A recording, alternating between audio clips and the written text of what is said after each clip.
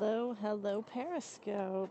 I'm taking the dogs on a walk. So for me, the summers are really interesting. I do feel like here in Arizona, they're getting shorter. I remember going back to school after Labor Day, and my kids start tomorrow for, like I said, the 2 half days, tomorrow and Friday, which means we do have to, at least start the pickup and the drop off and pickup routine. For those of you who don't know me well, both of my kids have autism diagnoses, and my oldest also has a white blood cell disorder called eosinophilic esophagitis and is tube fed. So we have a few extra complications with them going to school. We have a record label that we run, and then I run my own online business too. And I've been so excited. I've been planning and ramping up things a bit now. I just started a new membership site, which is called Mastering Money Matters. If you're interested, my website is jenturrell.com, which is jenturrell.com. And then I'm also, pardon me, planning on starting a new podcast after the kids go to school, so I can schedule time for interviews and stuff. That'll be pretty exciting. So I'm starting to get slightly breathless from this walk. So here in Flagstaff, Arizona, it's 7,000 feet, which means when you exert yourself much, you get a little breathless. That's Care Bear, and this is Dahana, my lovely girls. We're out walking in the evening in northern Arizona. It's a really nice night, not quite sunset. Do you work for yourself, or do you have a more traditional job? Just curious. I feel like it's hard for both types of moms, work at home and work from office, but us work at home moms, your own biz. Okay, cool. That's what I do too. And it's for us, we have more flexibility, so we're able to sort of absorb the extra work of lack of childcare during the summer, but it also impacts us too.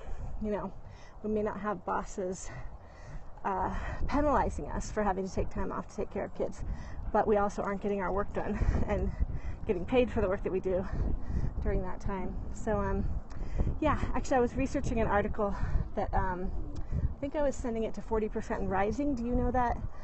Anyone know that that organization? It's female breadwinners. It's pretty interesting. I like it a lot. You still have clients to satisfy. Exactly, yeah. You don't want to disappoint them either. So I was writing an article about the cost to mothers to be able to work during the summer. How, at least here in the U.S., society kind of penalizes us for working by having to pay someone to watch our kids so that we can work during the summer. Whereas, no one really expects it to impact dads much. I know that there are cases where that's true.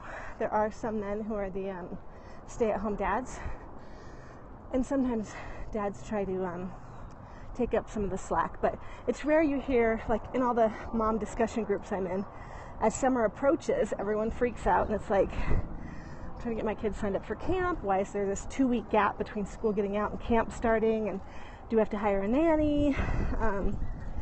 What do we have to do in order to be able to work? So it's like we have to figure out how to pay for our kids being out of school so we're allowed to work during the summer. I'm not sure what the total solution is. I'd like to see the school districts starting to shift more towards accommodating parents more. I'm always kind of amazed at how much is expected of parents from schools in terms of when we're supposed to be available for things, these sudden and kind of unexpected days off that kids have, different things like that. And we're just sort of supposed to absorb it somehow. Take days off work, hire childcare last minute. Not just sick days and snow days, but unused snow days. At the end of last year here in Flagstaff, we had all these weird Mondays and Fridays off just because we didn't use all our snow days up. I was like, okay, I guess, we do need to do the right number of days or whatever, but it makes it really hard on parents to figure out what to do with your kids who are too young to leave alone at home for those days.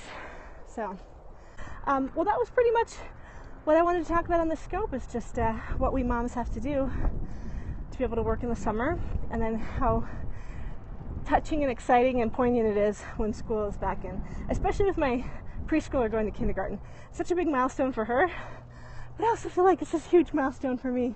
No more preschool tuition, no more paying to send aides with her because my kids have autism. So because it was a private preschool, I would pay her aide to go with her, and they treated her like a volunteer even though she was paid to be there. But anyways, yeah.